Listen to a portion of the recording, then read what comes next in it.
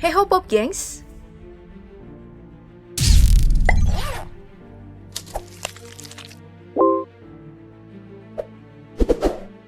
Sebagai jenjang pendidikan yang banyak diimpikan orang, masuk ke universitas ternama memang menjadi hal yang membanggakan. Bukan cuma bisa dapat ijazah, tapi pengalaman menarik serta kemungkinan dapat pekerjaan yang lebih baik. Nah, masuk ke universitas ternama juga bisa jadi ajang pamer orang tua pada sanak saudara, teman kerja, tetangga, bahkan lainnya jika si anak masuk ke perguruan tinggi favorit. Makanya karena hal tersebut, gak jarang orang tua yang mengambil jalan yang salah untuk menyekolahkan anaknya di perguruan tinggi.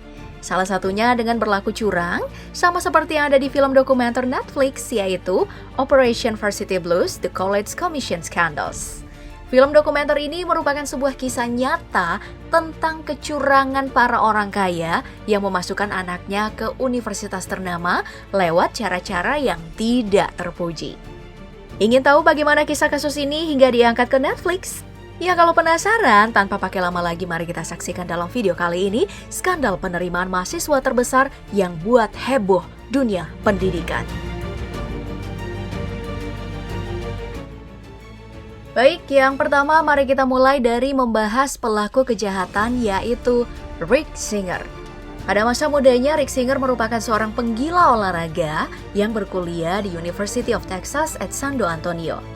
Dalam perjalanan karirnya, Rick merupakan seorang mahasiswa atletik yang terlibat sebagai atlet basket dan baseball yang membawanya menjadi seorang pelatih saat lulus kuliah. Nah, saat menjadi pelatih di salah satu universitas ternama di Amerika inilah, Rick mulai mengetahui celah penerimaan mahasiswa baru Amerika.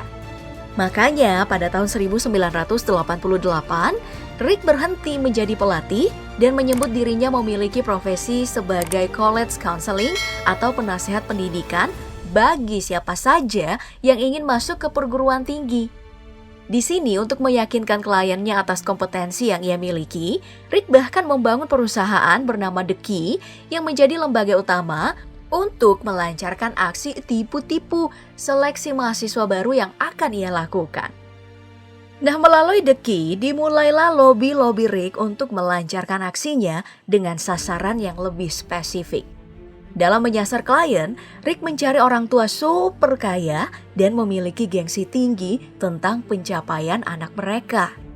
Ya, seperti yang kita tahu, tipikal orang tua kayak gini tentu aja bakal melakukan apapun untuk memasukkan anaknya di universitas ternama untuk dipamerkan. Nah, dalam melakukan lobbynya, pertama kali Rick akan mengenalkan diri sebagai penasehat pendidikan. Lalu, dalam menjalankan pendampingan ini, Rick akan mengatakan pada kliennya bahwa si anak tidak akan mampu untuk lulus secara murni ataupun lewat tes. Makanya, untuk lulus masuk ke dalam universitas ternama, Rick udah nyiapin jalur khusus yang dinamakan pintu samping. Ya, untuk masuk ke pintu ini, Rick memberi penawaran menggiurkan bagi para orang tua dengan hanya membayar $1,5 juta atau 22 miliar rupiah.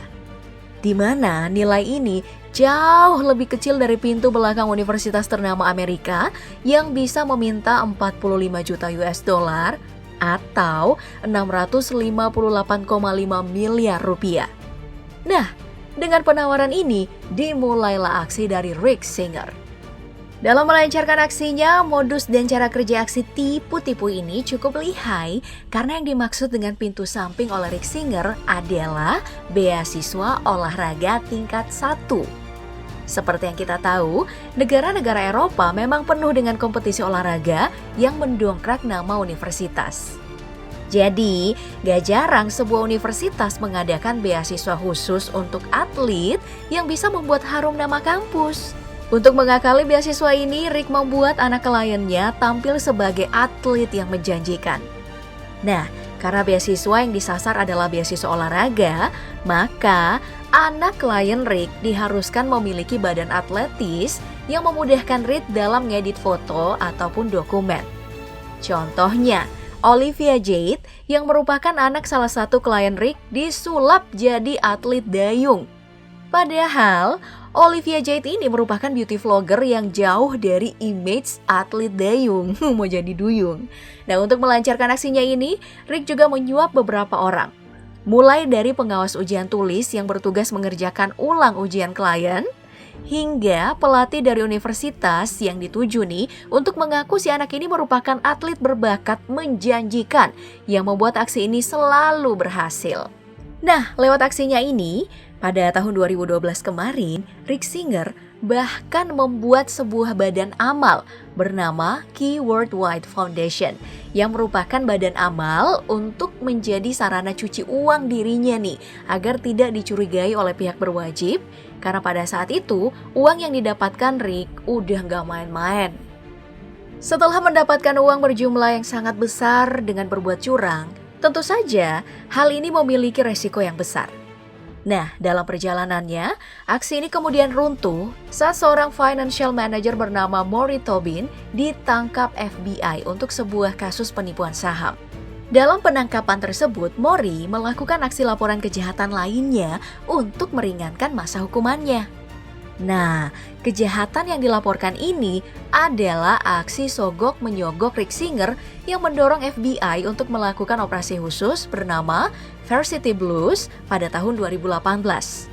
Untuk menjalankan operasi ini ya, Rick sampai dijebak ke sebuah hotel untuk bertemu dengan kliennya, namun yang berada dalam hotel tersebut adalah FBI. Penangkapan yang didasari beragam bukti dari Maury Tobin ini kemudian membuat Rick tidak bisa mengelak. Dalam kejadian penangkapannya, Rick pun disuruh pihak FBI nih untuk nelpon koleganya agar FBI bisa melakukan penelusuran lebih lanjut. Dari telepon tersebut, ditangkaplah 50 orang yang terdiri dari orang tua, pelatih, dan juga pengawas ujian. Berdasarkan putusan pengadilan, banyak dari 50 orang ini dijatuhi hukuman penjara selama 2-5 bulan. Nah, dari hukuman ini, seperti apa yang didapatkan si orang tua tidak lebih pedih dari yang dialami anak mereka. Ya, karena setelah kasus ini terungkap, bagi siapa saja anak klien dari Rick pasti dibully habis-habisan oleh teman kuliahnya, sekaligus netizen di seluruh dunia. Nah, untuk Rick Singer sendiri, pelaku utama dari kasus ini belum dipenjara dan masih menunggu persidangan lanjutan, meskipun dia sudah mengaku salah pada tahun 2019 kemarin. Ya, kita tunggu saja kira-kira berapa lama hukuman bagi pelaku utama kasus penipuan bernilai puluhan juta rupiah yang baru aja kita bahas ini.